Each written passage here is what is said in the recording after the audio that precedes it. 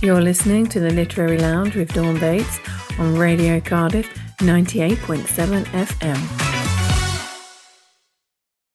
Good morning, ladies and gentlemen, and welcome to the Literary Lounge. And I know the jingle just said that, but here we go. I'm coming to you from outside the studio today. I've done a bit of traveling, and well, let's just say getting to know the software has been very interesting. There are words there that I'm like, what? Transport? But that's what's on the road. And, and some of the spellings are Americanized with the Z's in analyze. And, and it's just really fun learning new words. But sometimes when there's a pressure and there's a time pressure, you kind of think, oh my goodness me. Have I got this? Can I do this in time? Will I let people down? It all comes up. I might be a radio show host. I might have been on the other side of the mic for all these years, 30 years coming up, and achieved so many things. But even those of us that have done all that, like when we start something new, we're still beginners. It's very daunting, and my brain doesn't really do softwarey kind of things. I'm more of a word girl. Word gird? What's a word girl? Um, I like Microsoft Word. I can handle Microsoft Word. My brain goes to sleep when I see Excel.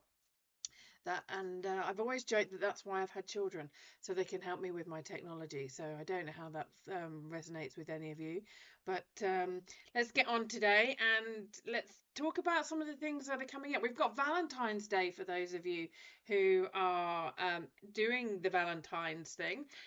Some of us don't do Valentine's Day, even if we're in a relationship, because we just realize how commercial it is and how, the florists and the Hallmark cards. I mean, do they still do Hallmark cards? Are they still a thing? There used to be a store when I was growing up called Hallmark, but I'm not seeing one since I've been back in Britain. But then I don't go into the town centres very much, or the city centres. I'm more of a let's go to the beach and walk along that for several hours, or go for a walk through the woods. So, not my thing going into the city centre. So, uh, and shopping, I don't really like going into supermarkets either. They're very overpeopling, and that's one of the reasons why being a radio show host works for me, because I still get to just be by myself. I know I'm a bit of a hermit, but this is one of the traits of being a writer, apparently. I know writers that are very flamboyant, they love being out with people. And when I get to be out with people, I don't mind it. Going into London, yep, very overpeopled, put my headphones in, and then off we go. But I'm giving you a bit of a background. I have been a raver back in the day, dancing among 10,000 people, but I was by myself. I might have been surrounded by 10,000 people, but when that music went on, that was just me, the music, the heartbeat of the music, and like, oh, it was just so much fun, just losing yourself in that moment. Which reminds me of an Eminem song, which I won't be playing today because it's not for a Friday morning. Apparently, it's not. I can't find the radio edit, and the radio edit's not as good as the original. But is anything ever as good as the original? I mean, they say Snickers, it's always going to be American, isn't it? Um, and when a book is written and then they try and take the book and put it into a film. No, just no. But yes, absolutely, because we need to get these stories out there to people, and it is a very interesting time. I have been having these conversations with people about the different formats of books and how they help support people. But those of us who read and read a lot, whenever we watch a movie, it's just never the same, is it? Because sorry, I'm a bit distracted because I'm looking at the sound waves here, and I'm thinking I'm chatting away. Is it recording? Is it working? Why are there no more? Why are these peaks and troughs and the little heartbeat things on the thing? Why are they not louder? But I can see I can see the green thing going across the top, and so I know it's working, but it's really distracting. You don't see this when you're in the studio. It's really fascinating. Anyway, back to books. Um, um, I always find now, you can't text into the studio today because I'm not there, but the thing that I find about when you read a book is that you've got your own imagination. You are left to wander with the inferences that the book gives you. You're left to interpret the visuals in your own way. But then when it's made into a film, I don't know. I just don't know whether these script writers have got. I think they need a bit of wild imagination from me. I mean, like I said, I was a raver and everything that went with that in the past. And so I do have a very good imagination, and lots of my neural pathways have been connected through all sorts of activities. But the it's like when you go to the theatre, you can look at any part of the stage that you want to. You can see what the side characters are doing. You can see the way people are standing. You can look at the different parts of the stage settings and the artwork and the furniture, when you're looking at the image the director wants you to look at, you don't have that freedom. And maybe that's it. Maybe it's the freedom for me to choose. And I do believe in freedom, and I believe in freedom for everybody. Even the people I don't like, I like them to have freedom of speech. I like them to be able to express themselves as freely as they wish to. And it might be that I don't actually agree with it. I don't think it's right. I don't think it's wrong. I just don't understand it. And sometimes when I've read a book and I've looked at what the director has done, I'm like, why would you do that? Why would you do that with that part of the film?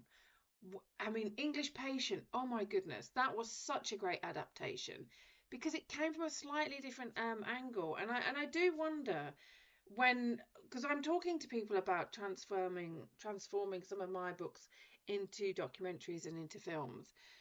And as writers, we all have our own views. Like I said, the words that we're using here in this software for me to be able to record this today and then send it into the team at Radio Cardiff. And big shout out to Manhoff for all of his support. Um, he's gonna go, oh my God, Dawn's messaging me again. But thank you, Manhoff. I do appreciate. And everybody else that's there to help us. And for Donna for actually, creating this space for us to be able to reach you all and with our messaging, with our ideas, and have these conversations to actually really bring community together. And this is the thing I do love about a book. I could write a book and everyone who reads it gets a very different book because of who they are, based on what experiences they've got, what ideas they've got, education they've got, the travels they've had, their understandings of the word, whether it's their first, second, or third language that they're reading the book in. And last week I actually did say I would get back to you with the name of the other poet who wrote Daffodils, because if you can remember, we actually had, I was saying to you about how Wordsworth had written about the joy of the daffodils, and the coming of the springtime. But the other chap was Ted Hughes. Ted Hughes was a gentleman whose wife had passed, and seeing the daffodils was quite melancholy for him. And I do use the word melancholy because I do like that word. It really does sum up the feelings of what's going on for somebody in his situation. And it was really, really projected throughout the poem. And I do remember when I remember writing my essay for my professor at Oxford when we were doing it was a continuing education course. It wasn't a degree in English literature. I don't think I've got the patience to do a degree, I will be honest. I'd like to think I've got the patience to do a degree, but as I have said to you before, I like to go down rabbit holes. As you can probably tell, this radio show, you'll probably have to tell from me now, like I get an idea, I go off on this tangent, but then I kind of always come back to wrap it all up. And when I was doing they're short 10-week courses, but I come across things in the learning, and I have to go and learn about that, and then I might get a little bit behind, and then I come back and my work is stronger because I've taken that time to go and read about the other subjects that they've wanted us to. And quite interestingly enough, it's not just Valentine's that's coming up. I've mentioned it the last couple of weeks. We do have Ramadan coming up. And the first word in the Quran, believe it or not, is Iqra, which means read. And the second most used word in Quran after Allah is, and before prayers, before charity, is ilm, which means wisdom. And I do like those two words very, very much because, you know, I'm a reader. Reading does give you wisdom, and you don't actually have to be, like I said, you don't have to be an academic. I have met some incredibly, like, people that would just blow the floor in any academic room, and they've never set foot in a university. They have sailed the world. They have learnt about the world through sailboat, through being immersed in the weather systems, in the mathematics, in the science, and all of the things that being a sailor entails. Because we do have to be engineers, we do have to be electricians, plumbers, we have to know about geology, and we have to know about the weather systems. We have to know, when we're traveling to these different countries, we're learning the languages, we're learning the cultures, and it, it's an all-encompassing lifestyle. And some of the kids that I've met as I've been sailing around the world, that they've never been in school, and they are some of the most articulate, well-spoken, educated, polite, respectful kids. Because they're on a boat, they're actually in it. And when a storm comes, they're in the storm. They've got to weather that storm. Now, some people would think that that's irresponsible of the parents, but going back to freedom, surely those parents have a choice, a freedom of choice to raise their children in a way that they believe is a good way. And we look at some of the education systems that we're faced with these days, and I really do have to say that I'm actually pretty glad that my sons are 19 and 23 and they're not in the current British education system. And it's no disrespect to the teachers. They do have a lot going on.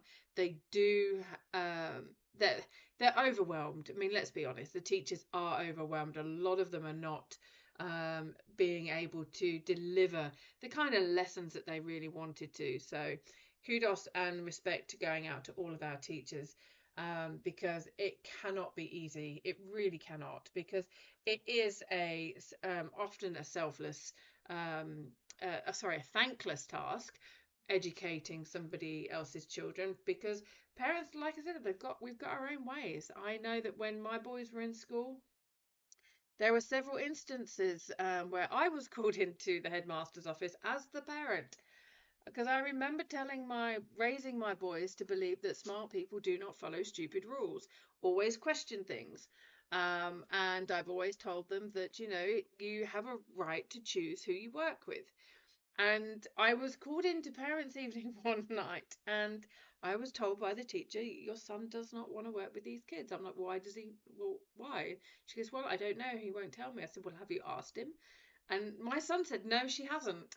And I'm, well, why don't you want to work with these people? He goes, because they're stealing my education. All they want to do is mess about. They're not here to learn. I'm here just to learn, Mum. I'm just here to get the grades, and do the work and make friends if that's okay. But I'm not. My sons, they travelled quite a bit, and they knew the importance of education, and there was just a group of lads that he just didn't want to work with, and why should he? And the teacher said, but he's got to learn to work with people he doesn't like. I'm like, why does he?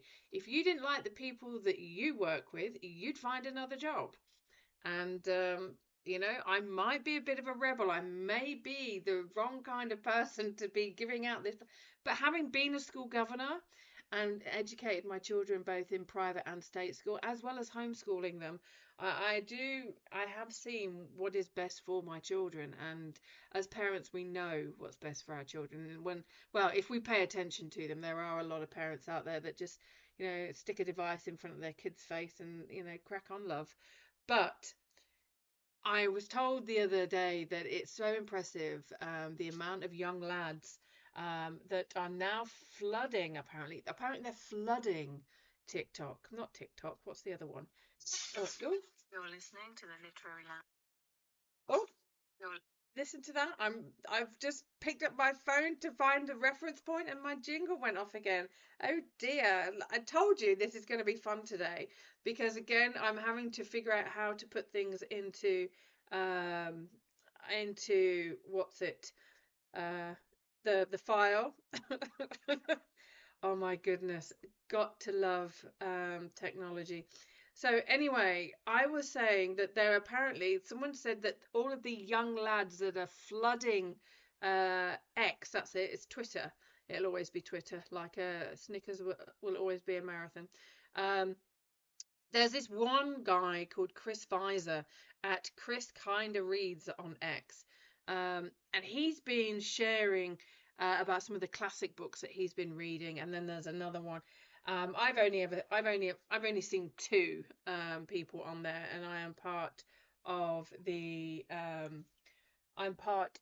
I mean, I do follow the reading community on Twitter, and I'm not seeing these young lads flooding X. It really feels wrong saying X. Who's with me on that? Because when we choose to use a word, do we actually really fully understand the true meaning of it? Do we understand, when we're saying that these young lads are flooding, you would be expecting to see that everywhere. I mean, I'm not on social media a lot. My VA does help me with a lot of the platforms because I wouldn't be able to do all the things and achieve all the things that I want to achieve, and she wouldn't be able to achieve all the things that she wants to achieve with her career path. So she does quite a lot of it for me, and I prefer to stay off. I engage when I can and when I feel ready for it, because like I was saying, that being in the studio, for me, it allows me to have my alone time. I don't like being overpeopled. It takes a lot for me to leave the house. I spent 8 years traveling the world non-stop, and I feel like I've kind of grounded into myself now. I've come back to Britain, and I'm like, right, okay, just gonna just decompress a bit. It was a lot to be constantly traveling all the time. So, maybe that's it. Maybe it's a trauma that I've been through in the past. Maybe it's just because I'm so done with the performative BS that we see so many people putting out there. Maybe I'm just being a snob, but that's okay. We don't mind that. And I just I call it what it is. I know that I'm not the person that's going to say what everybody else wants me to say. And I do write a lot of the things that I write.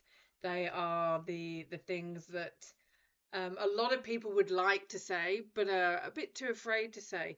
So one of the things I'd like to do for you today, and it is a bit contrived, this song, and it, I do love this song, and this one I'm going to play for you. I don't know if it's going to come out okay, but we're going to give it a go anyway. So here we go.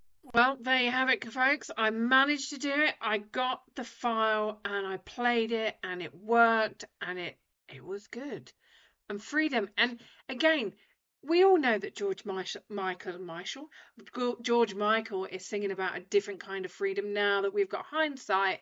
But again, all of our different kinds of freedom are going to be there for us to explore. Now, I'm someone who loves freedom of expression, freedom of travel, freedom to just have a lie in when I want, really. And I remember when I first started my business, one of the first things I knew from a very young age was that I did not want somebody else telling me when I could not have time off work. If my sons were going to be on the rugby field or on the football field or wherever it was that I wanted to make sure that I was there cheering them on. I didn't want an employer telling me that I could or could not have time off work. So my freedom, and again, running a business is not everybody's idea of fun. People are like, yeah, no, thank you very much. Just like my idea of being a nurse, God bless them. Whew, my friends Richard and Catherine, we were discussing this at dinner the other night. I am not the nurse you want. You do not want me to be your nurse. I am the mother that gave her sons a tissue and said, "Right, crack on, learn how to do it," because I am not wiping a snotty nose. I can't even stand uncooked poached eggs. I mean, seriously, some places really need to figure out how to do a poached egg properly. But we're now going to come up for the ads. We're now coming up for the news. So that's now going to happen. No, news on the hour, ads on the half hour. I'm getting there, folks, I promise. I know I've got some teething issues, but this is real life. This is building. This is learning. This is training. Learn by doing. And thank you so much for bearing with me, and I really appreciate you all. And yeah, so we're now going to go into the ads, and I will see you shortly afterwards. Well, I won't see you, but I'll be back. I'll be back after these ads. You're listening to the Literary Lounge with Dawn Bates on Radio Cardiff 98.7 FM.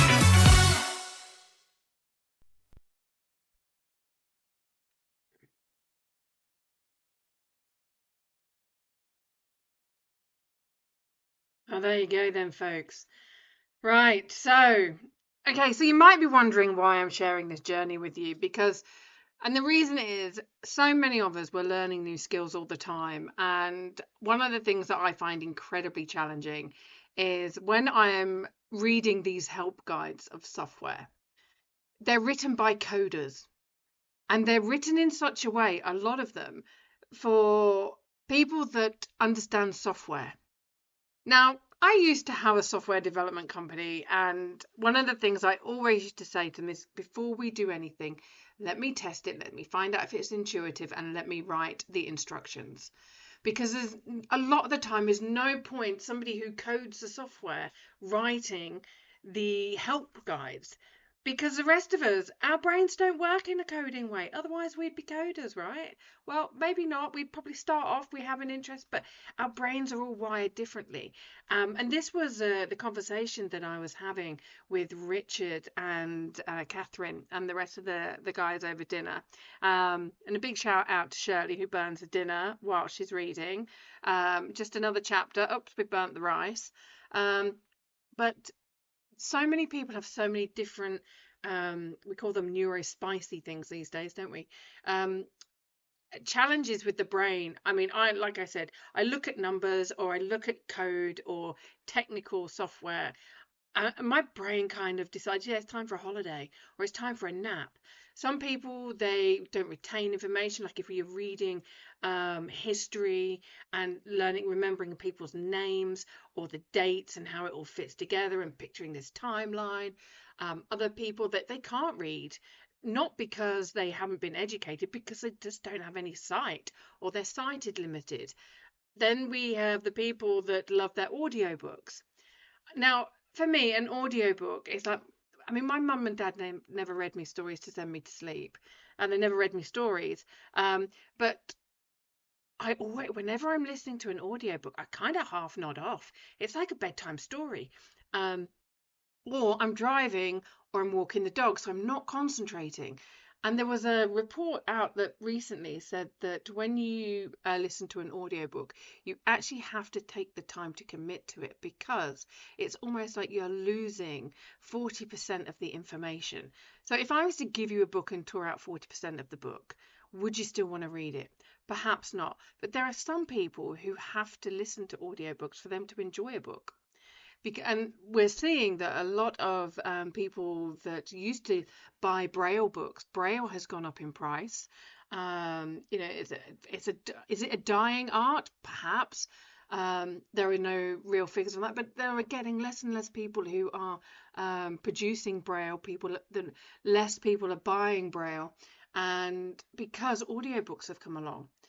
Then we got onto the subject of Kindles. Now, I do not own a Kindle. It's not my thing. Even when I traveled the world, I took books with me, and I always have at least 3 or 4 books on me at any one time, and that does not include my journals. They're not the same genre. One of them is like a business book, one of them might be a self-help book, and the other one would be fiction. And then so I can always keep them separate in my mind. But when you're listening or reading on a Kindle or I mean, I love a hardback. Who doesn't love a hardback? Oh my God, They're so good. And they're really good for hitting someone if they interrupt you with it. So, you interrupt me when I'm reading and I've got a hard book in my hand. Maybe you just want to move a little bit further away. Please don't interrupt me when I'm reading, because I will do, as I said last week, go shh, reading. But this is the thing. Some people much prefer the Kindles because they can enlarge the type font. They can make the pages easier. And Catherine was saying that when she's researching things, that you can tag them, highlight them, and you can search for them easier. But then you get people like me. I'm really old school. There is something very, very beautiful about having your books laid out and writing in pencil onto the post-it notes, putting the legal tabs in, notes in the margin. And that whenever I say notes in the margin, I always think of Johnny out, not Johnny, the waiter out of Dirty Dancing, when he tells Baby that he's got notes in the margin, make sure you return it. Arrogant so and so, but there we go. Bit of a side note there, but again, we all use literature in such a different way, and when we're writing, it's always about us expressing or sharing knowledge. But if you have written a piece of software and the people who are learning the software, they don't understand the way you've written it, there are going to be less and less people that use your software. And if people are finding it difficult to use your software, then you're going to have a drop in sales, right?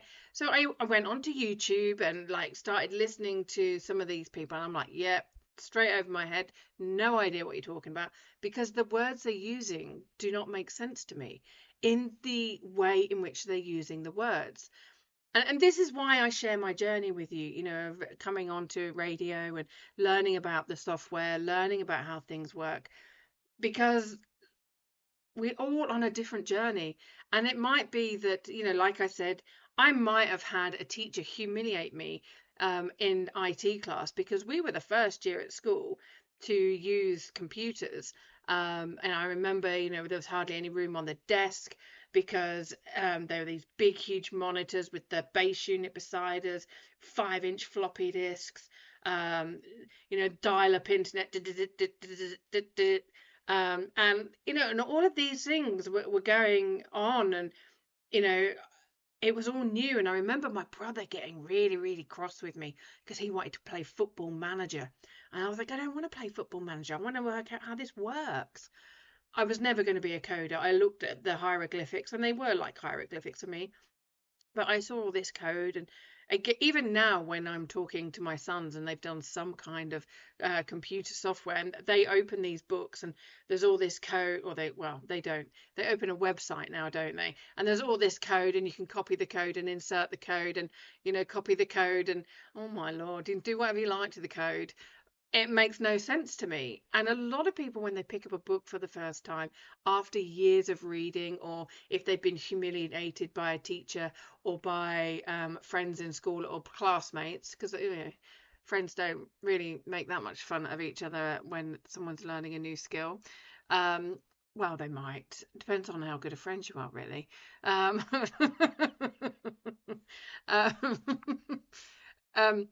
Because there are some friends you can have banter with, there are some friends you can't. And, seriously, I mean, banter apparently is even offensive these days. I'm like, really? Is it? Oh, okay. Child of the 80s here.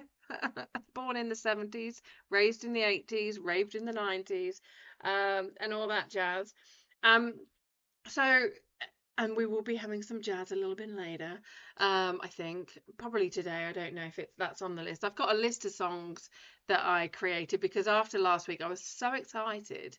And I was on this mission, and I'm on the train down to Portsmouth, and I'm writing all these things I wanted to share with you, and I've not covered any of it. Absolutely not covered any of it, but I prepared. Okay, but as I was saying, that there are lots of people, we go through so many different journeys to on our with literature, and this is the Literature Lounge, and it is all about literacy. And I did say, I think it was last week or the first week, that we are going to cover things like financial literacy as well, because there are so many people that are not smart with their money, and it's because we were never taught it at school, a lot of us. If you've got family who are entrepreneurial, or you come from, the higher levels of society, you'll have probably gone to school and they'll be teaching you these things, and trust and ISAs, from a very young age, how to make money, how to invest it, and how to get other people to work for you for the money, and so you're making money whilst keeping money and all of that. So again, it is about us how we're going to progress through life and understand, because if we want to get good at finance, a lot of the time we have to read financial material. And if we haven't got the skills on how to read and interpret what's there, then that impacts the ability for us to be able to be financially savvy. And although I might be talking, explaining the absolute obvious to a lot of people, you know, some people just don't get the connection. They want to be good with money, but they don't know how to read the books that make you financially brilliant. They think that it's all about the numbers, but it absolutely isn't. Numbers do come into it, but then what about the contracts that you're reading for these business deal, or the mortgage contracts that you're signing, or the employment contracts that you're signing?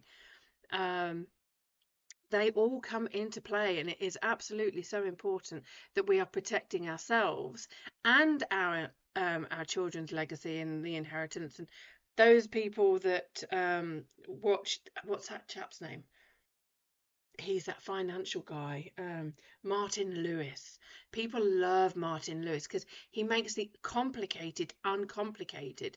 But then there are still some people, because he rushes through things, there are some people that go, what did he just say? What was that term? And again, it's so quick, because I know he's on the telly. And I know, I mean, for me, I don't really watch the telly because it's called a television for a reason, and they're called programs for a reason, because they're programming you to understand things a certain way. And I remember watching the news a couple of nights ago with a couple of friends. Well, I was working, they were watching the news.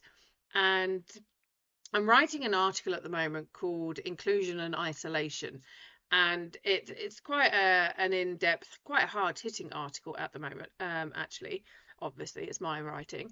And there's a part on the news where they're talking about this Afghani guy who has kidnapped and sexually violated this young woman who you saw the footage. He was asking if she was 19, etc.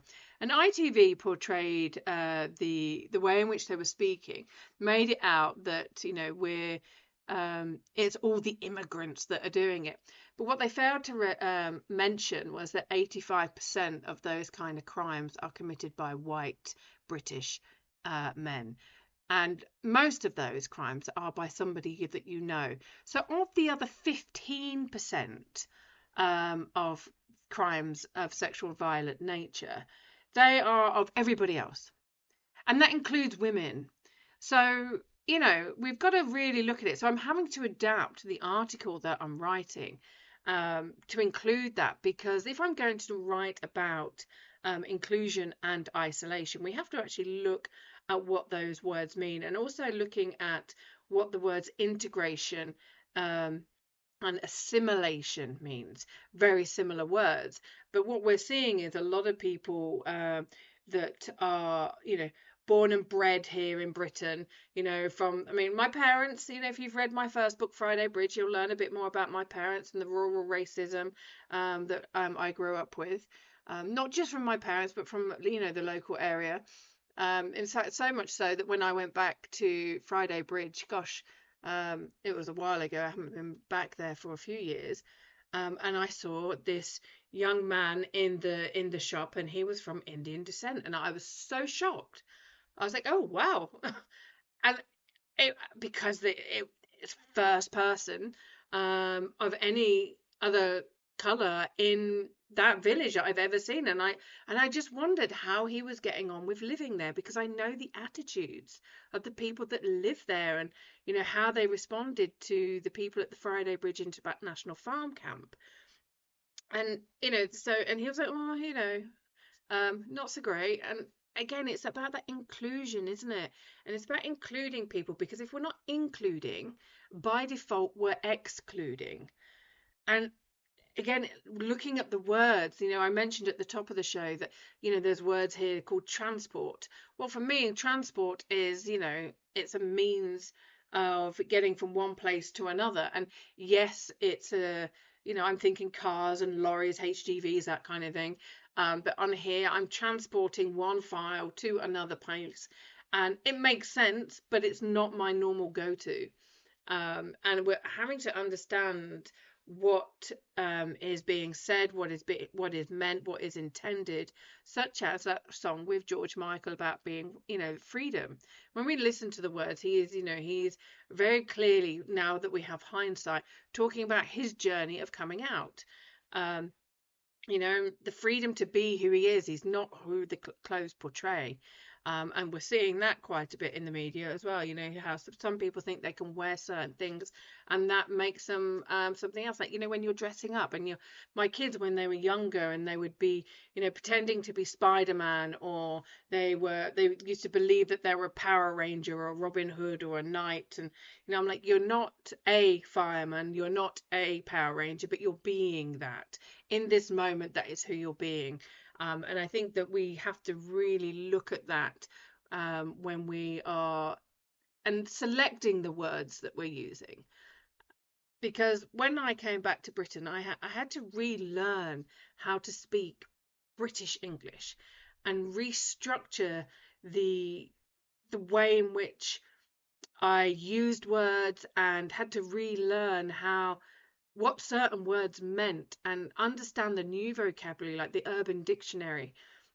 There are certain phrases that I would use, as I mentioned, like back in the 90s when I was in my teens and off out raving, and someone was wicked, or it is a wicked set. Um, it was just meant it was mentally brilliant. It was excellent. And my grandma would have thought that, someone was evil.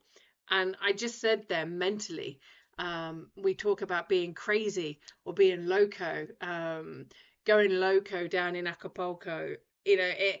Those words, they have connotations.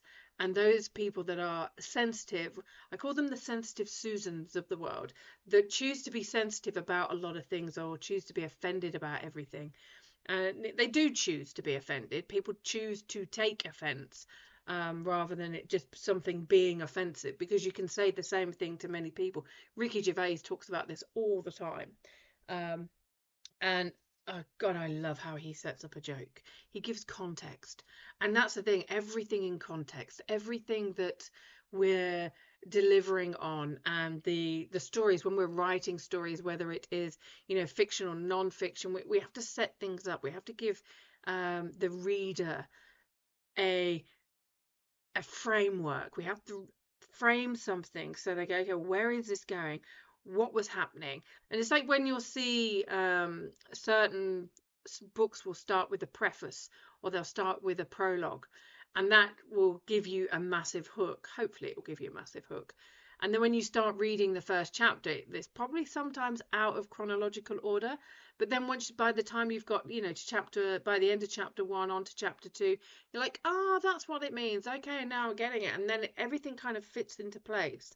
Some people, they used different italics or italics. See what I mean about relearning how the British speak? Router, data, data. And when I was I used to appear on quite a few podcasts and in the States, and people would say Don, and I was thinking there was a man called Don who was going to be appearing on the show, but no, it was me. But it's Dawn. And I know there's only really one way to spell Dawn, but some people spell it phonetically. So they will spell my name Dorn. That's not how you spell my name. It's Dawn. But again, is it the person's first language? Is it, their second language, third language? How many languages do these people speak? And also, how do the languages that people speak, are the languages phonetic languages, or are they name-based languages? It's very interesting. And again, looking at language, most languages are masculine. And so when people are writing, then we naturally use the word he for a lot of things like, God is a he, a boat is a she, thank you, an ocean is a she.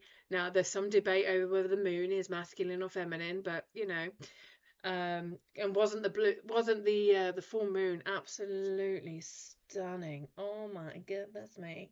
And speaking of the moon, yes, we have the Ramadan, as I mentioned earlier, that's coming up.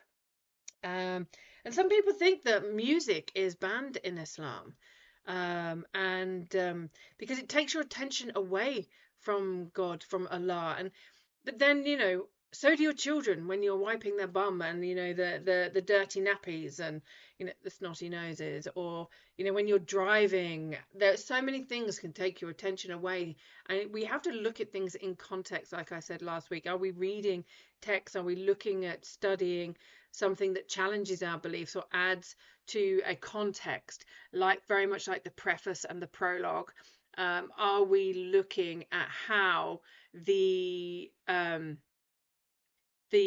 looking at the geography of a region, and we're looking at the social economics of it? Are we looking at the historical context? Are we looking at the educational levels?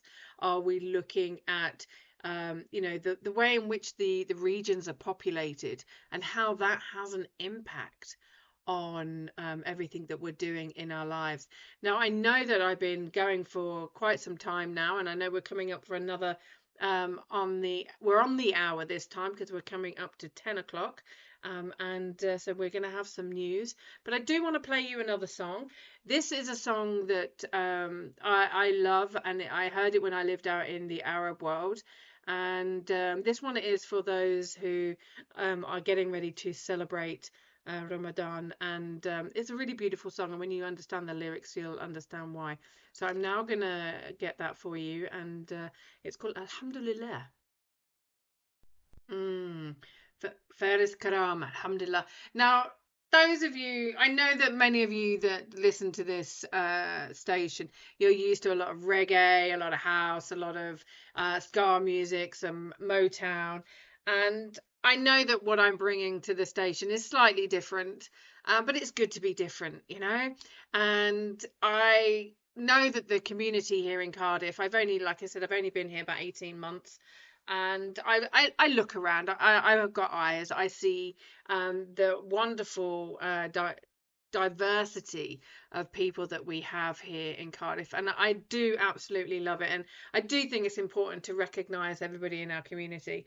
And that song, I remember when I first went to live in Egypt.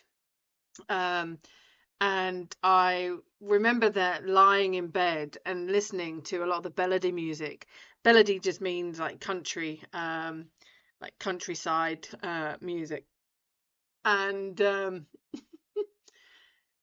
was listening to it, I was like, oh my gosh, now I know why my husband loves his techno music. Because when you listen to the bass lines, when you listen to some of the riffs, and we're seeing a lot more of them come into music. I know that, in the mainstream, people are starting to use a lot more Indian riffs.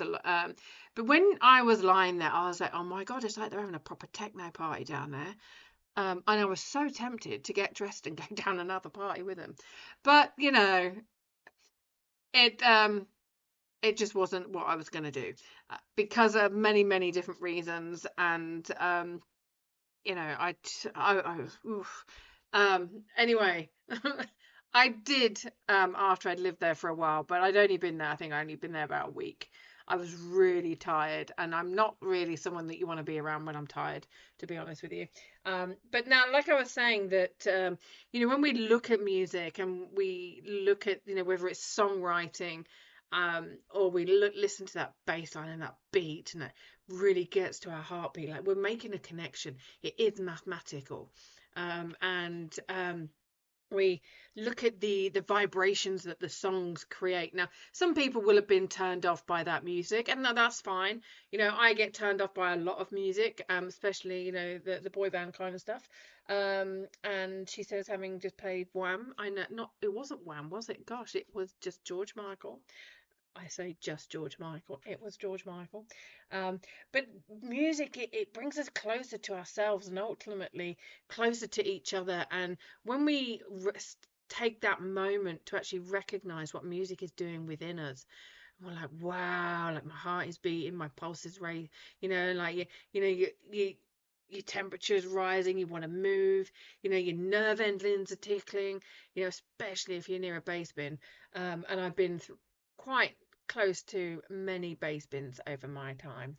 I do have tinnitus. And this is the thing, it is about becoming closer to each other and remembering that we are connected. We are all a community. We are all together in all of this. And we do have, I did mention we've got Valentine's Day coming up. And has it become over commercialized?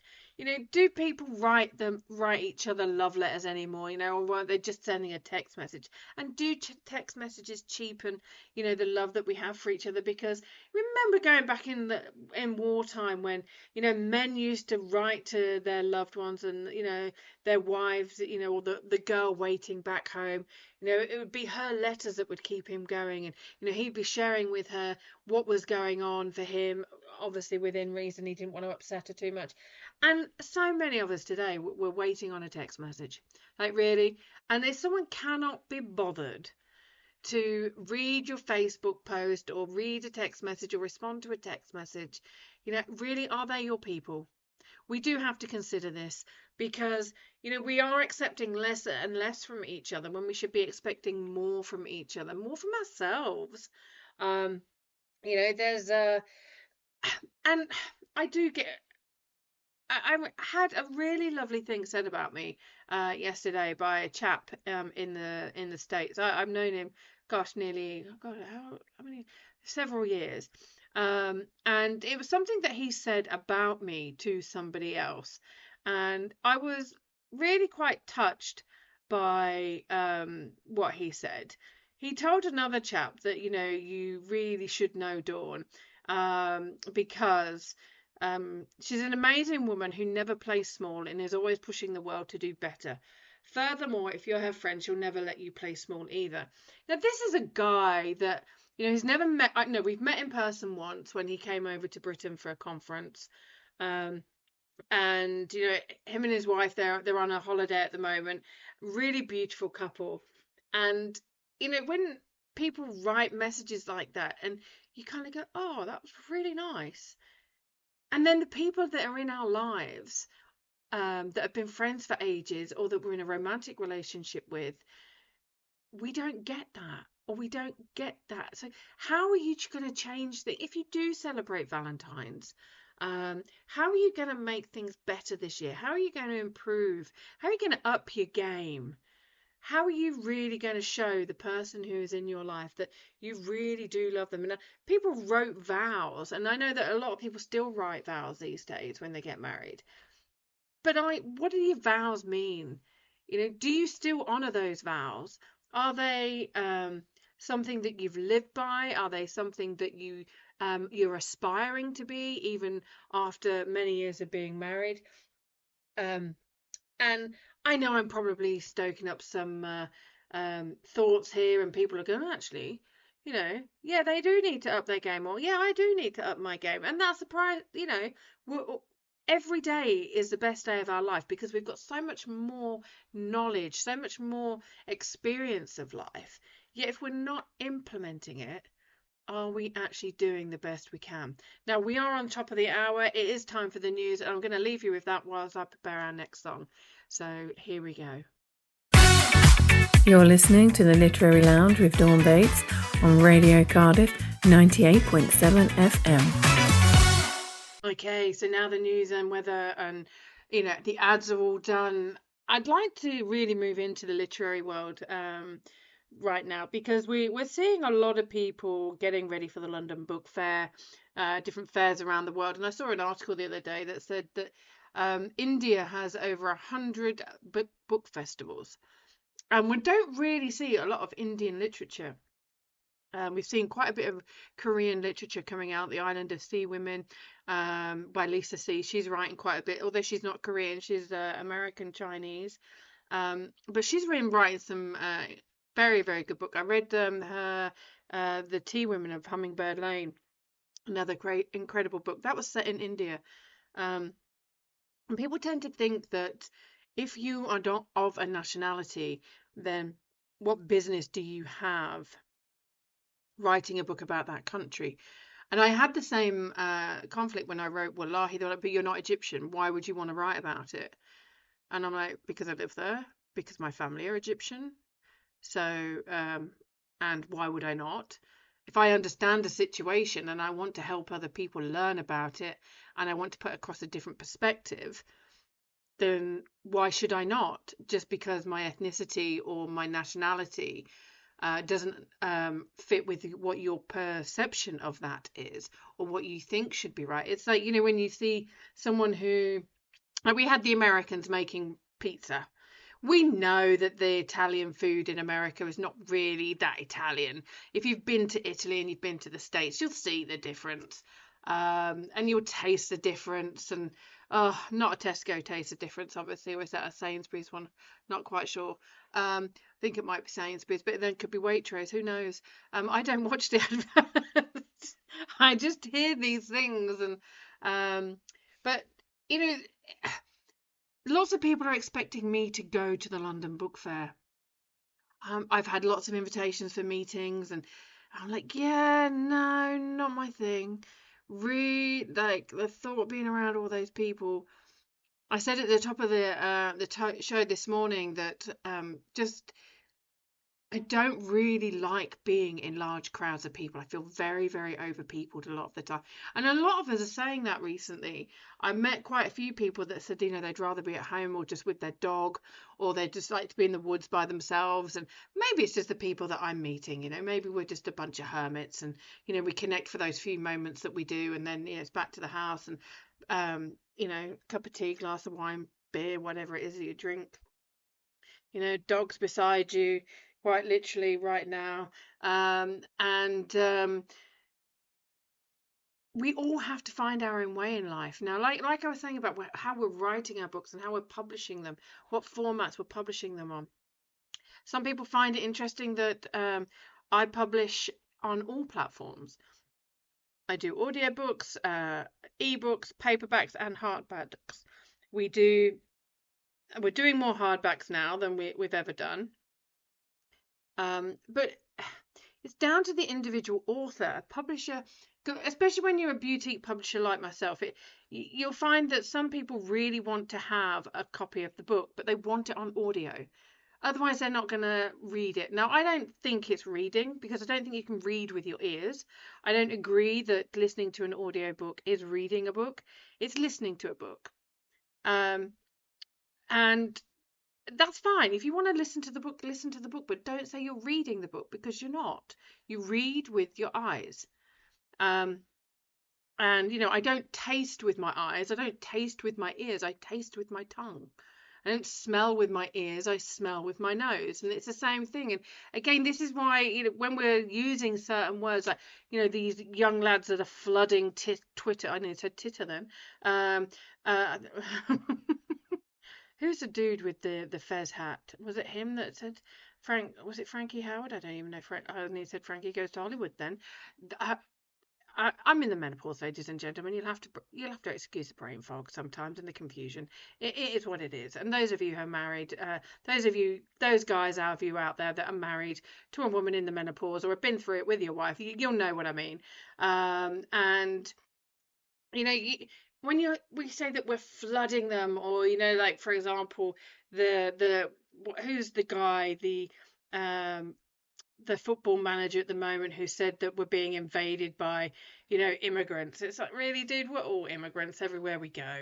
If I go back far enough, I'm Norwegian, I'm a Viking. I know that I'm a sailor and a traveller, and for a reason, and I have red hair and hazel eyes for a reason.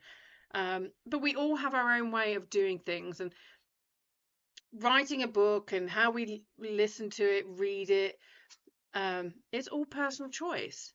And who we choose to how we choose to run our businesses or do our careers as well. So the expectation for writers and publishers to go to events such as the London Book Fair, don't put somebody else's expectation upon you. Don't allow others' expectations to go on you. I mean, I did mention a few moments ago that we need to expect more of each other. We do need to expect more of ourselves, because I think a lot of people are, we've been hit so much in life that we kind of allow ourselves just to get knocked back a bit, and we're just, oh, what's the point? If we've had our heart broken a few times, we look at what's on them, we're like, really, seriously, is that all that's on? Yeah, no, I think I'd rather not. Um, and we don't want to get our heart broken. We don't want to go through the rigmarole of it all again, especially a lot of, people that have got their life together. They're happy being single. Yeah, it'd be nice to be with someone, but you hear these people having these conversations. Men don't want all the drama that a lot of women bring. Women don't want to have another project or another child. It's like, well, choose properly, choose effectively, choose to be on your own until you find that person. And you may never find that person, and that's okay if that's what you want. And there is an expectation upon people to do things a certain way. Going back to the books, lots of people, lots of the bigger publishers, they publish hardback books first, then they'll release the paperback and the ebook. I don't do things that way. All of my books first came out on ebook. We did a lead into the paperback. So we had like lots of pre-orders on the ebook, so that the day that it released, all the sales that we had, people could get it straight away. And then, on the day, the actual launch day, we released the paperback, so people could then just buy it and actually have what Lani, who's one of my authors, she called it's an in-hands copy. She doesn't call it paperback. She doesn't call it a hardback. She calls it the in-hands copy. So a big shout out to Lani there. Her book, actually, Standing in Strength, is a really interesting book. It's lots of women in there who've been through really tough times, that have used sport to actually get past that mental barrier. Because in sport we do get that mental block. We might be on our 100th squat, or we might be lifting, more kilos, bench pressing or leg pressing, 60, 80, 90, 120 kilos. And we get to that block. Can I do it? And it really is about pushing through that mental barrier. And she wrote a book about that, and she included different athletes from around the world in that book. And that, again, that's Standing in Strength. You can find that on dawnbates.com. But the thing is, it's like we all get through things in our own way. Now, I've said before that one of the reasons why I love books is, and why I think that we should help other people get as much access to them as possible, and why we should be working with the reading agency that are working on this, the Year of Literacy. And the thing, there was always a thing, isn't there? I always say the thing is, I do say that a lot. I do know that. But the more that we write books of a self-help memoir base, or we write books about the world, whether it's travel or history, etc., but we write them accurately, and we write them in a way that's not pretentious, and that we write them in our voice, is because if I was to write a book, I'm going to use Trainspotting as an example. That's written in a lot of I said Spanish dialogue then, didn't I? Scottish dialogue. And when I went to see Trainspotting 2, I actually needed to take a Scottish friend with me to actually translate some of it. But when we write in our voice, we're actually connecting with others that write like that. If we're writing academically, then those who are not academic will not be relating to the book in the same way than if we wrote it as if we're having a conversation with our friends. And these are the really important books, because a lot of people, they need to know that the person that they're reading about is a lot like them, or that they can aspire to be in something. And when we did the Tough to Talk book, it was very, very important for me that the voices of the men in that book, talking about, their mental health issues, and what it was that was leading them to think about suicide or attempt suicide, it was really important that we honoured the men's voices, the regional accents, the phrases, and to make sure that it landed with men in lots of different ways, because we're seeing that, and especially over my lifetime, we've seen, just take the BBC, for example, everyone had to have the BBC English. Then, it wasn't so much of a big thing. And, you saw everybody who featured on the BBC, they would be fully able-bodied. And now we're seeing people with, limbs missing. We're seeing, it's a lot more acceptable to a lot of people to use regional accents, words, and be that much different to everybody else. And when people say, "Oh, I can't read," or "I don't like reading," I always say "yet." That three-letter word at the end of the sentence. I don't like reading yet. I can't read yet.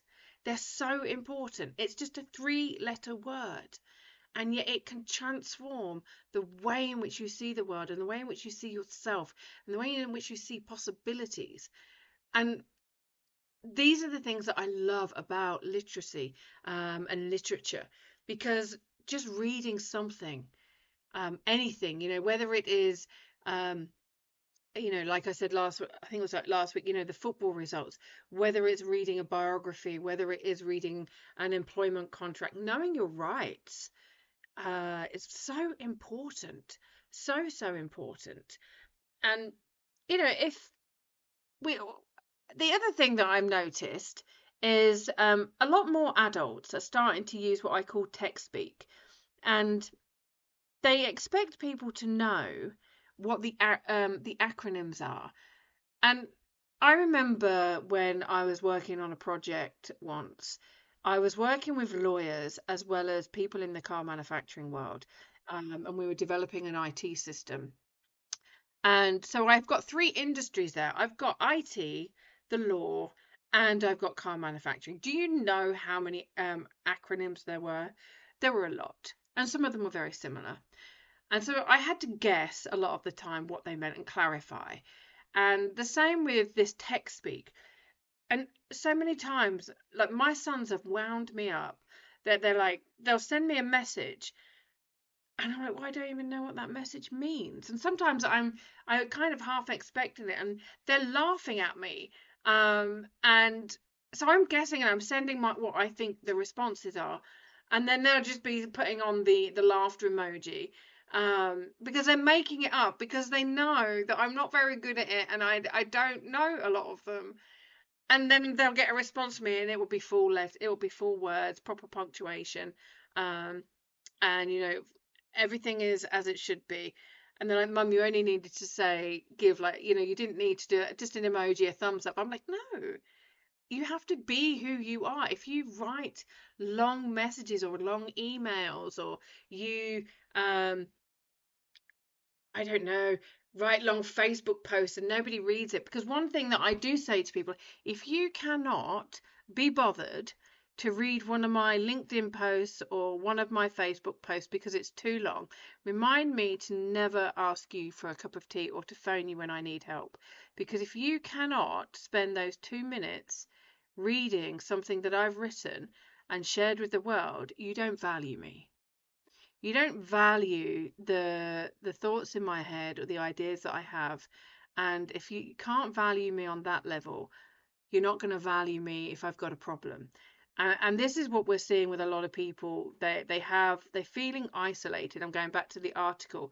Remember, like the isolation, the inclusion and the isolation, because there are some people that, that they've got friends since school. They've got a really great group of people that are very close by. But we live in a transient world. We live where people have moved countries and moved jobs all the time. And if you have a group of people around you that support you, then you're very privileged. And I was having a conversation with Amanda Denham, the author of Sin Eater and Seven Feathers, a couple of days ago. And we've just done our third book together. And she was saying that she's found it incredibly difficult to get her friends and family interested in the third book. because they're kind of a bit blasé about it now. Oh yeah, she's just got another book out, and it's kind of now expected that she's going to do well. And you'd always get more support from complete strangers once your first success is done. Like your first book is written, or your first album is released, or your first article is published.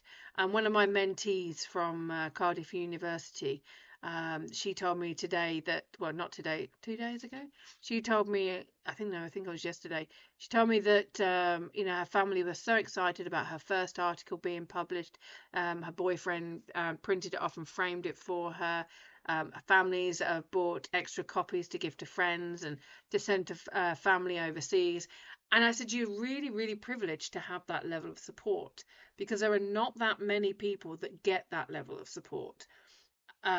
HJ, who wrote her chapter in Owning Our Ovaries, she wrote about what it was like having multiple miscarriages, and the work that she did for SANDS, the charity for parents and families who have been through bereavement and loss and the death of a baby. And one of the things that we noticed with HJ is that a lot of people bought the book. Lots of people that knew her bought the book because they wanted to support her and champion her. They also wanted to learn more about her. And the conversation came up is like, do people who buy the anthology because they know somebody, and do they read the rest of the chapters in the book? Or is it that they're just reading the chapter of the person that they know? I know that this radio station is normally very heavy on the music. I am very aware of that. And I am coming up to our next song. It's one of my favourites.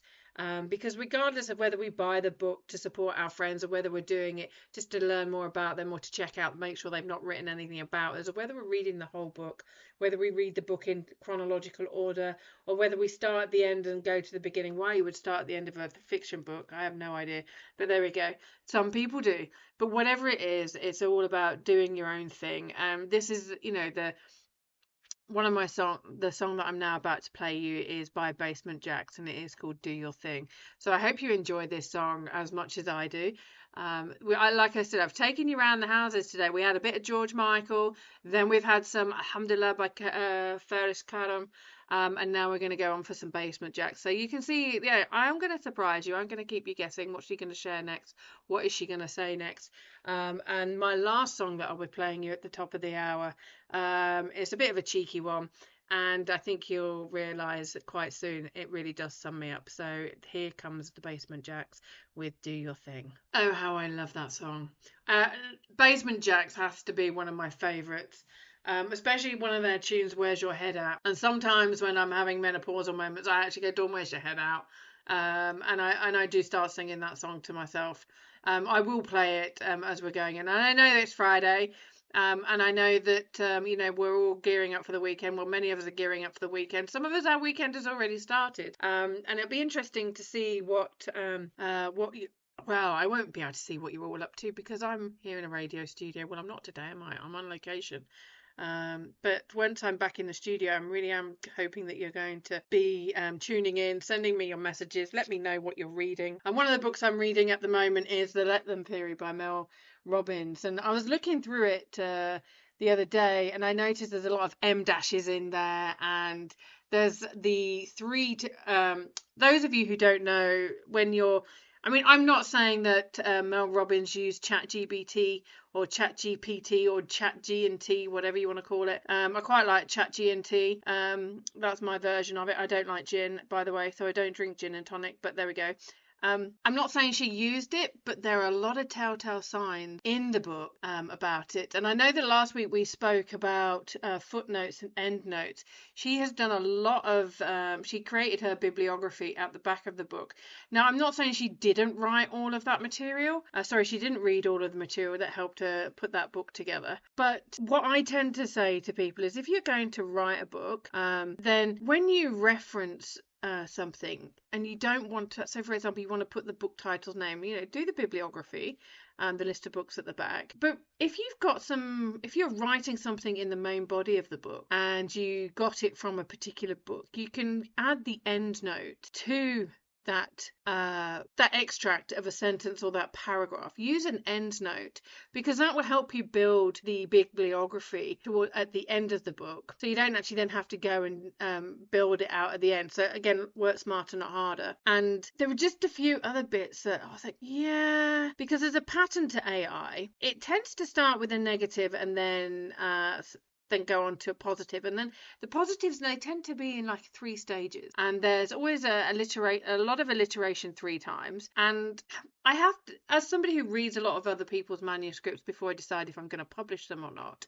it's incredibly frustrating seeing the amount of people that are now using AI to write their books. Now, I get that some people don't know how to write, or they're not confident in their writing, so read more. Because if you are somebody who wants to write a book but you do not read, it means you're not studying the craft of reading. If you say, I don't have time to read, why should anybody else read your book? I mean, stands to reason in my eyes that if you want other people to buy your book, you would buy other people's books, but you would also buy copies of your own book to sell to other people.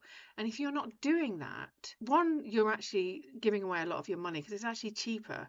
Well, sorry, you actually make a lot more money by buying author copies of your book, because you'll get them at a lot cheaper price and then selling them at retail price. That's one way to make a lot more money when you're writing a book. But it just seems there's too much AI out there. People are relying on it far too much, and it does have a serious neurological impact on you. It also makes you doubt yourself, and you're comparing yourself to a computer, and you're thinking the computer is better than you, and it might be better at you than, I mean, me using this software this morning, it's not this evening, it's not at all 7:45 on a Thursday evening, not at all. It is coming up to 11 o'clock on Friday morning. I can't lie, save my life. But there we go. If you're going to write a book, if you are reading a book, if you're reading a book, you're learning how to write a book. And it may not be going in straight away. You may not realize that, but you're learning how tension is built with shorter sentences. The wording that's used. I read a book once, Winter in Madrid. Oh my gosh. Oh, it's such a beautiful book. Such a beautiful book. And I could tell straight away it was an English book, it was an English author. The R.J. Sampson. Absolutely stunning. You felt the Britishness of the accent. You felt it, and it wasn't Americanized. And that's the thing, we've got so used to reading so many books from people in the States that we have forgotten what it's like to read a British book, a typically English book. I'm saying British and then English, but I haven't read that many Welsh books. So I really love learning the rhythm of reading, because at the moment I'm also reading A Murder in Sardinia, and you can so tell the way it's written. It's in Italian, because of the amount of narrative and the character building and the little side stories. In Italy, everything is a story within a story in a story, and it really does come across, and it is such a beautiful book. And I know that I'm coming up to the top of the hour, as I said. So I'm going to just pause it right here, and we'll get you onto the ads as well. You're listening to the Literary Lounge with Dawn Bates on Radio Cardiff 98.7 FM. Right then, folks, we're on to the last half an hour of my show this morning, and I just want to wrap up this session with just some insights that I've gained building this show and preparing everything to make sure that I give you a good show, because like I've said, I've been on a guest on show around the world for some major radio stations, and these people, the show presenters, they have the backup team, they have the producers, they have people waving at them through a glass screen, reminding them that news is on the hour, ads are on the half hour, everything is coming in and this has got to be done, and then there are people running in with news articles that they have to read out, or like everything is done. All the presenters really have to do is show up and present. And this has been such a learning journey for me, and I really do want to do my absolute best, not just for you, the listeners, but for everybody else at Radio Cardiff who, have been supportive. Tash, who helped me get the position here, Donna, who said yes, and the Don, and Colin, and big huge thanks to Manhoff D, because without him, today would have been a lot harder for me. And this is the thing that we have to realize when we're creating something new, whether it is writing a book or whether it is creating a business or starting a new career. There's so much training that we have to go through, and there's so much to remember, because it's not just those of us who are at Radio Cardiff volunteering to bring all of this to you. We've got people paying for ads that need to be delivered on, and it impacts their business as well. And so these are things that, really on my mind when I'm bringing you this show. What songs am I playing? How does that fit into everything? And the things I'm talking about, am I talking for too long? Am I not talking enough? Am I playing enough songs? Because I know that being the newbie on the block, New Kids on the Block, NKTOB or whatever it was, we do bring a different flavour to the show. We do bring a new dynamic. We are learning on our feet a lot of the time. Everybody is so busy, and it's one of the reasons that stops people from achieving something new or going after something new, falling flat on their face, letting people down, learning new skills, and it is really intimidating. And when you're in this space and you are going after dreams that you've probably had for a very long time now. I've wanted to have my own show for over 20 years. Being guest on show is one thing. We turn up, you go in the green room, they make you tea and coffee, bring you biscuits, and that you just have to go on. They've probably given you some questions beforehand, and some of them haven't. And then they ask you some questions that you really wish they hadn't asked you. But that's okay. If you know your stuff, you know your stuff. But not all of us do. And it is intimidating. But unless we try, unless we actually give it a go and do the research, and, or we just jump in and say, you know what, I'm just going to say yes, and I'm going to figure it all out as I go. That for me is one of the best ways I've actually done my whole career. And I know that I've mentioned a lot about myself over the last few weeks, because I want you to get to know me. And if you're missing the show, then it is actually going to be on my YouTube channel. So that because I do have a following around the world, and they're not always going to get to listen to Radio Cardiff between 9 and 11 on a Friday. So those of you who do advertise with the show during my hours, you will get that extra exposure on my YouTube channel and on my socials. Because for me, as a businesswoman, I want the biggest bang for my buck. I want to make sure that what I'm doing is of the very highest caliber, and making sure that everybody who believes in me and has supported me and is investing with me get the very best. I've always lived by the rule that you can only do your best, and as long as you do your best, nobody can ask anything more of you or expect more of you. But always expect more. It is that dichotomy. And I think there's the movie, it's got, what's his face, Miss Moeda, Hugh Grant and Sarah Jessica Parker, I think that's her name, where did you hear about the Morgans? That's it. And they go off to this little deserted little village, town, hamlet. It's a hamlet, isn't it? It's just a house on a road, a ranch.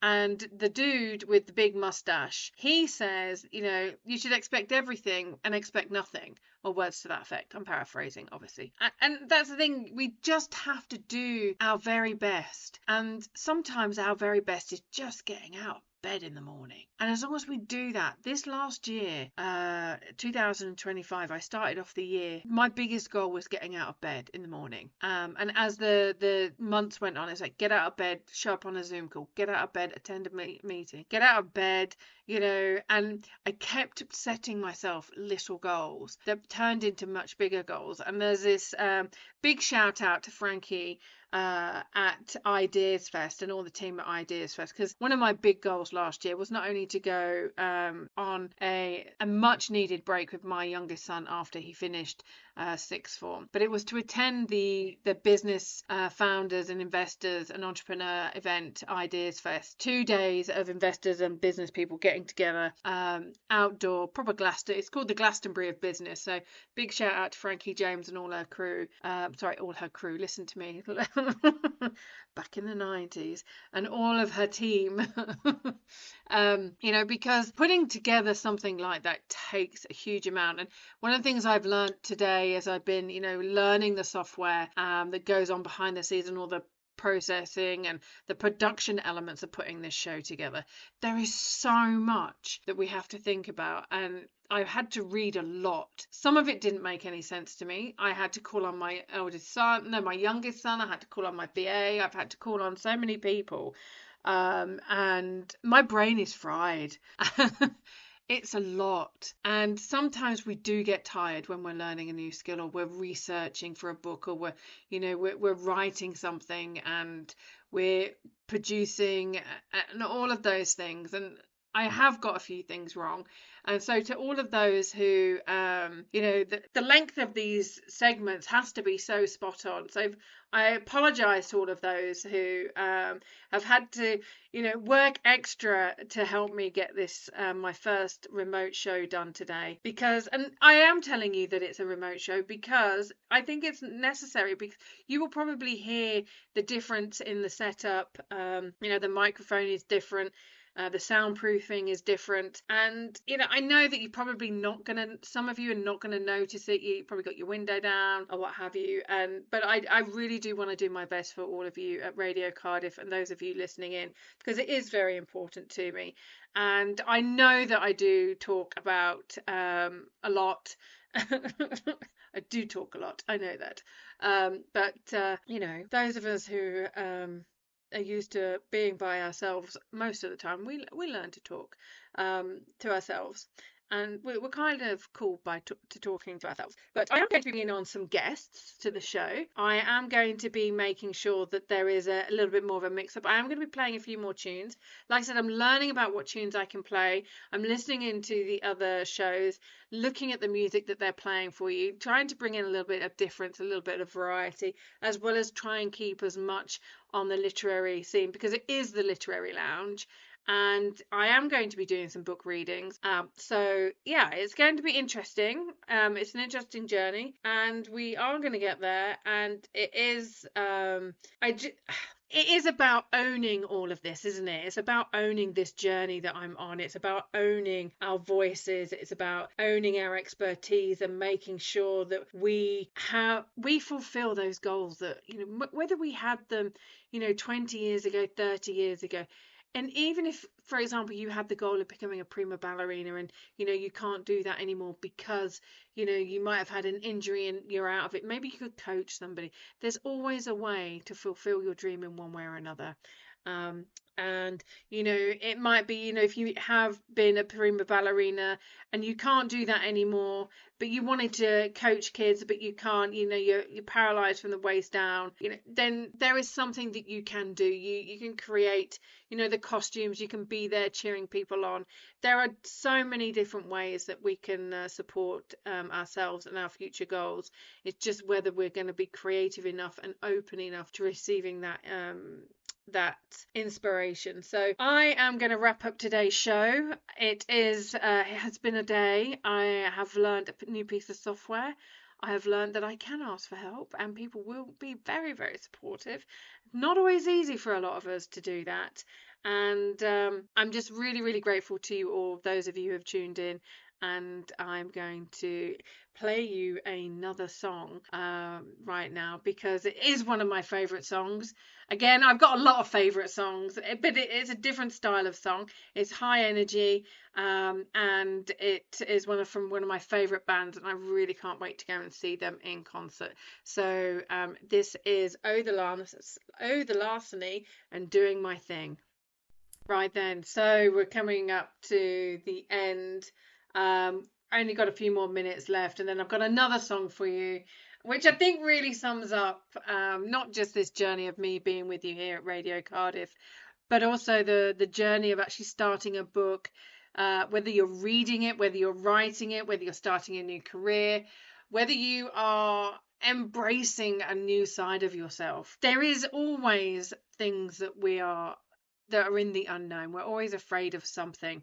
Now, a lot of people will say feel the fear and do it anyway.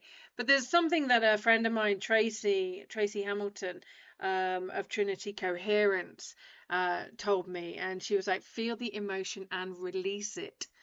And that is such a powerful thing, because a lot of us are self-sabotaging. If the book is not picking up speed, or a bit confused by it, we don't know where it's going. We're like, oh, I'm just going to give up. But we don't know where our life is going. We don't know what is actually happening from one moment to the next, even though some of us have got a lot of plans. We've got a lot of structure, because life, I mean, some people might go, life's like a box of chocolates. But, books are like every day. Sometimes you have those slow passages. Sometimes you have those really fast action-paced ones. And depending on your mood will depend on really what kind of book you want to be reading. Now, the thing about reading a slow book is sometimes we've got so much going on in our life that reading a book that is quite a slow burn, I think they call them in movies, don't they? The movies are slow burn, and books can be slow burn as well. We're frustrated because we're so used to going at 100 miles an hour that we actually, when we find a book that makes us slow down, that makes us think, that makes us reflect, it's uncomfortable for us. We don't want to consider what it means, because one, if we're an overachiever, we don't want to get it wrong. We don't want to get the book wrong. We don't want to misunderstand it. There are so many things that stop us from reading a book that we don't have time. But like I said last week, reading a book is having a meeting with yourself. And we're all very good at having a meeting with everybody else, or putting everybody else on our to-do list, that we forget to put ourselves on our to-do list or our to-be list. And that's a real shame. And when we look back in history and look at the importance of what books meant, and when I was sailing around the world, it was very interesting to look at the different books that were in marinas. And depending on what kind of marina it was, would depend on the kind of books that you've got there. So if you've got a marina and, it's mainly known for racing, you get a lot of, the high-end race boats in there. You're going to find a lot more technical boats. Technical books in there. You're going to be looking at engineering books. There's going to be books there on weather systems. There's going to be books in the marina on diet and high performance and athleticism and mindset. But then if you're going to go into a marina and it's more of a coastal cruisers, what we call the grotty yachties, those of you who know what I'm on about will be giggling away right now. They will tend to be, you'll tend to find you'll have probably some more romance in there, maybe some crime thrillers, maybe some history books, some books on culture. Very rarely have I cannot remember actually picking up a travel book in a marina anywhere in the world. Never, because I don't know, I don't think sailors tend to go for travel books, to be honest. I think we're just more interested in, that cliche. It's more about the journey. And we've got obviously mechanical books on board, repairing the engine, or plumbing books, or electric books on fixing the electrics, and they're absolutely necessary, because we can't just call the plumber saying, right, can you come and meet me? I'm at longitude and latitude number XYZ, and it's in the middle of the Atlantic, just south of the equator. No one's coming. No one's coming to rescue us. And that's how it is in life a lot of the time. No one is going to come and rescue us. We're here, we're doing things, and we're on this journey. Some pessimists, and I know they're realists as well, we're born alone and we die alone. I mean, it's quite a sad thing. We're actually not born alone, because there's another person there obviously pushing us out, i.e. the mother. And hopefully we won't die alone. And it is coming up to Valentine's Day, and I know that there are going to be a lot of people that are on their own. They really hate this time of year, because it just reminds them that they're single. So from one single person to all the other single people out there, you know what? Enjoy it. Date yourself. Take yourself out on a date. Who cares if everybody else is there with someone else? I go out on dates by myself all the time, and I love it. It might be I take myself out on a theatre date. I might take myself out on a library date. I might go and take myself out on a dinner date. I do go to places. I mean, I might not like it in the city centres very much, but I do go out, and I go out with friends. And all you and your single friends just get together. And if you're the only single amongst loads of married people, what do? Because you're the spare wheel, aren't you? And if you're a woman, and I don't know if other women are experiencing this, But I have found since being single that a lot of my married female friends, they don't really like inviting me along, because when I get into a conversation, like I get really quite geeky. You'll pick that up by now. I am a geek. I own that. I'm a word nerd. Understanding the definition of what flooding is, like flooding Twitter with all of this, that, and the other, and then flooding, the inclusion and the exclusion, and the difference between bereavement, grief, and loss, knowing the word to use, knowing which one is appropriate, knowing that if you're not including by default, you're excluding, and if you're integrating rather than assimilating. These have been some of the themes I've touched upon today, and I hope that you've enjoyed today's show. I really do. And we, like I said, we are going into the weekend. We've got Ramadan coming up for a lot of people, and so Ramadan Kareem to all of you who are celebrating Ramadan, and may all your fasts and your prayers be answered, because it's not easy to fast. Some of us do the intermittent fasting, but we're allowed to drink and water. We're allowed to drink water. Some of us might be drinking wine or beer or whatever. But fasting without any water this time of year is a lot easier than it is in the middle of the year. And those of you who find it difficult to do the intermittent fasting, just, take a moment to consider why our Muslim brothers and sisters actually fast throughout the day between the hours of sunrise and sunset. And the clarity that you get from your intermittent fasting, just imagine what it must be like for them when they're fasting all the day, and the mental clarity, and the healing that it does for the body. Those of you who are not doing Ramadan or Valentine's Day, just have a really, really incredible weekend. I will be not in the studio again next week. I will be doing it remotely again. But thank you all so very, very much for tuning in. I really do appreciate you. I'm looking forward to being back in the studio, to receiving your messages. Your feedback has been very, very kind, and it's made me feel very, very welcome. And I am very, very proud to be here. And this is a destination. None of us know where we're going. And very much like my next song, this is Destination Calabria, and this is the one with Crystal Waters, the Masori Brendan Mills and Tess. And I do hope you enjoy it. Have a really, really fantastic weekend, and I'll be back with you on Friday next week. Take care, everybody. Thanks ever so much. Ciao for now. You've been listening to the Literary Lounge with Dawn Bates on Radio Cardiff at 98.7 FM and DAB Radio. Thank you for tuning in, and we'll be with you again next week.